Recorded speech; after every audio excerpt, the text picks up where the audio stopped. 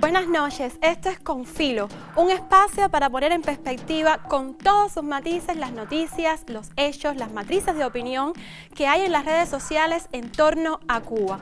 Vamos a buscar las esencias detrás de las apariencias, vamos a rasgar la costura de la manipulación mediática y adentrarnos por la arista filosa de los acontecimientos.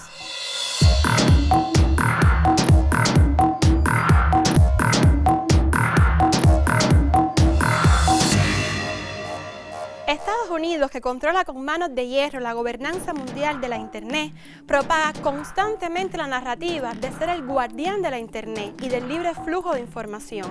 Quienes se oponen a esa visión son tildados de censores y dictadores. Necesitan el control absoluto de la autopista por donde desplegar sus armas de subversión y guerra cultural. El nuevo empeño de la Casa Blanca contra Cuba, azuzada por las fuerzas anticubanas en el Congreso, es buscar proveer a los cubanos de un servicio paralelo de Internet gratuito, en clara violación de la soberanía nacional. Estamos haciendo todo lo que podemos para proveerle Internet y que no sea controlado por el régimen, que en realidad corta ese acceso como hicieron en medio de las protestas. El senador Rick Scott, por su parte, celebró la decisión publicando en su cuenta de Twitter, y cito: "Hoy me uní con Marco Rubio para luchar por el valiente pueblo cubano que necesita y merece acceso a Internet gratuito y sin censura. Me alegro que mis colegas en el Senado aprobaran por unanimidad esta enmienda vital". A nivel local, líderes del exilio cubano como Orlando Gutiérrez Boronat del Directorio Democrático Cubano también reaccionaron. Es una medida acertada en la lucha por la democracia. El acceso a la información le permite a los cubanos en la isla coordinar sus acciones y protestas de manera sostenida. Sin embargo, cree que aún se debe hacer más. ¿Es el Internet suficiente? No, hace falta otras medidas, pero el Internet es un paso clave en lograr apoyar este movimiento nacional por el cambio, por la libertad que comenzó en Cuba el 11 de julio. ¿Internet para la información o para la subversión? ¿Por qué tanta generosidad gratuita con los cubanos que no tienen ni con sus propios ciudadanos? Así lo pone en la mira el sitio Cuba Información desde el País Vasco. ¿Internet? Nos dicen que la Casa Blanca busca burlar el bloqueo de Internet en Cuba, en referencia a la interrupción del servicio hace un mes durante 48 horas tras un ataque en redes sociales a gran escala mediante troles y robots desde los Estados Unidos. Ahí estudian ahora la instalación de globos Wi-Fi que impidan interrupciones semejantes en la isla. Y lo proponen los mismos que imponen el bloqueo tecnológico a Cuba, incluyendo los servicios de Internet. Si echamos un vistazo al mapa de los cables de fibra óptica del Caribe, vemos que solo dos llegan a Cuba: el que parte de Venezuela y único que da servicio a la isla desde hace apenas 8 años, y el de la base naval estadounidense en Guantánamo. Las leyes del bloqueo impiden la contratación y conexión del resto, lo que ha significado para Cuba un retraso de años en el desarrollo de Internet. A pesar de ello, la conectividad hoy es del 64% en la isla, siendo, según la agencia británica We Are Social, uno de los 20 países con mayor crecimiento. El bloqueo además impide acceder desde Cuba a más de 60 programas y servicios de uso muy extendido en el mundo, como Zoom, PayPal, Google Maps o WeTransfer. Lo muestra un informe reciente de GitHub, la mayor plataforma mundial de software libre. Nada que leamos en la prensa corporativa, mientras el llamado Grupo de Tarea de Internet para Cuba, entidad creada en 2017 por la Casa Blanca, sigue pilotando una enorme operación de ciberguerra contra la isla mediante el bombardeo en redes sociales. El objetivo: hacer estallar la caldera de la sociedad cubana, aprovechando las penurias económicas creadas por el bloqueo, las sanciones y la pandemia. Todo en la comodidad que le brinda el apoyo o silencio cómplice de una prensa incapaz de destapar su escandaloso y evidente cinismo.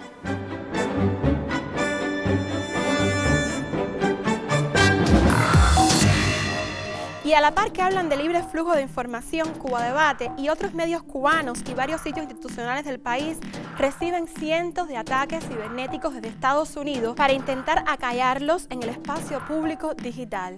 Tal cinismo acompaña a este gobierno. La Casa Blanca del periodo Obama-Biden persiguió con saña a Aaron Swartz, un genio de la informática y activista por un Internet libre, quien se enfrentó a empresas como Google e intentó poner a disposición de sus conciudadanos información científica financiada con fondos públicos. Fue condenado a 35 años de cárcel y $1 millón de multa. Se suicidó con tan solo 26 años. Así lo cuenta el documental El hijo de Internet, la historia de Aaron Swartz. Este es un pequeño fragmento que vamos a compartir con ustedes. The list of organizations Swartz founded or co-founded is enormous. And years before Edward Snowden would expose widespread internet surveillance, Swartz was already concerned. It is shocking to think that the accountability is so lax that they don't even have sort of basic statistics about how big the spying program is. And if the answer is, oh, we're spying on so many people, we can't possibly even count them, then that's an awful lot of people, right? I mean, the one thing if they said, look, you know, we know the number of telephones we're spying on, we don't know exactly how many real people that corresponds to, but they just came back and said, we can't give you a number at all. That's pretty, I mean, it's scary is what it is. Well, that's scary. You know, they put incredible pressure on him, took away his, you know, all of the money he had made. They, you know, threatened to take away his physical freedom. Why'd they do it? You know, I mean, well, why are they going after whistleblowers? You know, why are they going after people who tell the truth about all sorts of things? I mean, from the banks to the, you know, to war, to just sort of government transparency. So secrecy serves those who are already in power. And we are living in an era of secrecy that coincides with an era where the government is doing also a lot of things that are probably illegal and unconstitutional. So those two things are not coincidences. It's very clear that this technology has been developed not for small countries overseas, but right here for use in the United States by the U.S. government. The problem with the spying program is it's this sort of long, slow expansion, you know, going back to the Nixon administration, right? Obviously, it became big after 9/11 under George W. Bush, and Obama has continued to expand it, and the problems have slowly grown worse and worse. But there's never been this moment you can point to, say, okay, we need to galvanize opposition today because today is when it matters. Instead, it's mattered for. The prosecution, in my estimation, of Aaron Swartz was about sending a particular laser-like message to a group of people that the Obama administration sees as politically threatening. And that is essentially the hacker, the information, and the democracy activist community. And the message that the Obama administration wanted to send to that particular community was, in my estimation, we know you have the ability to make trouble for the establishment. And so we are going to try to make an example out of Aaron Swartz to scare as many of you as possible into not making that trouble.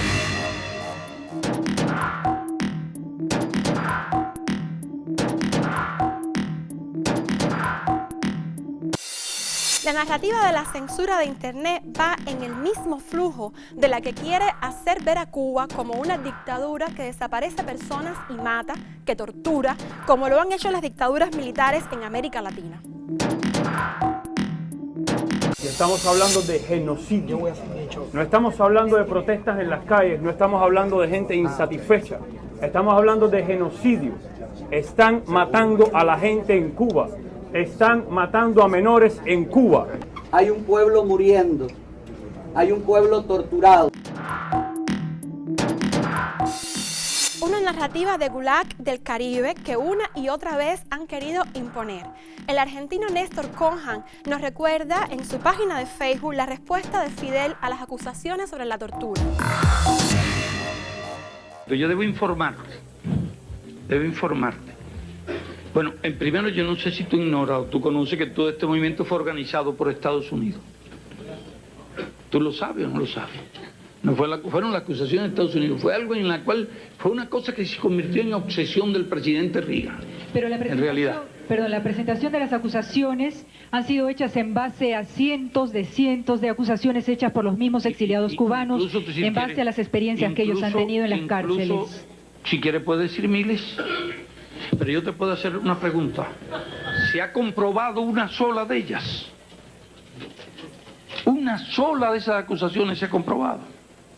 Pregúntele a un ciudadano cubano, entre millones de habitantes, y pregúntele si allí se tortura.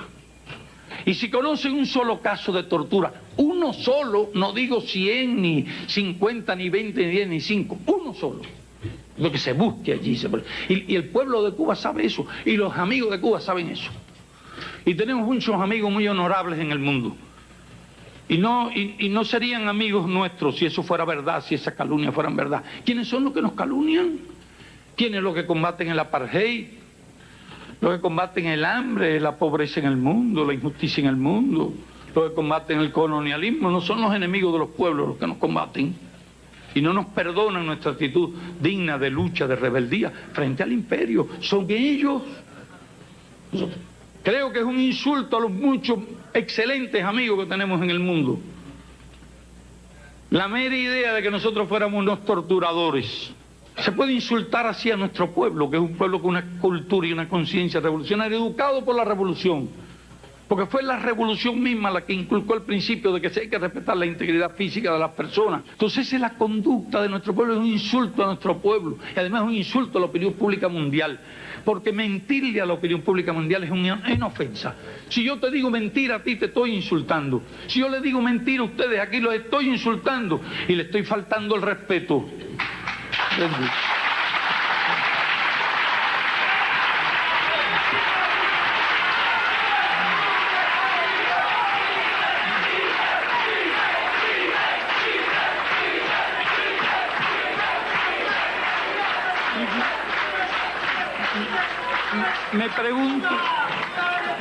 Me pregunto, perdonen compañeros, me pregunto, ¿por qué se quiere engañar a millones de personas, a cientos de millones, a miles de millones de personas? ¿Por qué se quiere engañar a todo el mundo? Entonces, bueno, confunden y engañan. Muchos creyeron y engañaron, pero ¿quiénes creyeron? Principalmente los interesados en creer realmente todas las cosas que dicen allá. Es lo que te puedo decir en relación con ese tipo de calumnias que se han hecho contra Cuba.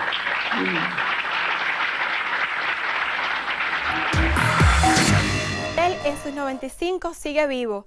Les recomiendo ir al sitio Fidel Soldado de las Ideas y leer La tortura no puede ser jamás justificada. Por cierto, en Cuba sí está confirmado que se tortura. Eso pasa en el territorio ilegalmente ocupado por la base naval estadounidense en Guantánamo. Nos vemos para seguir entrando con filo el próximo lunes.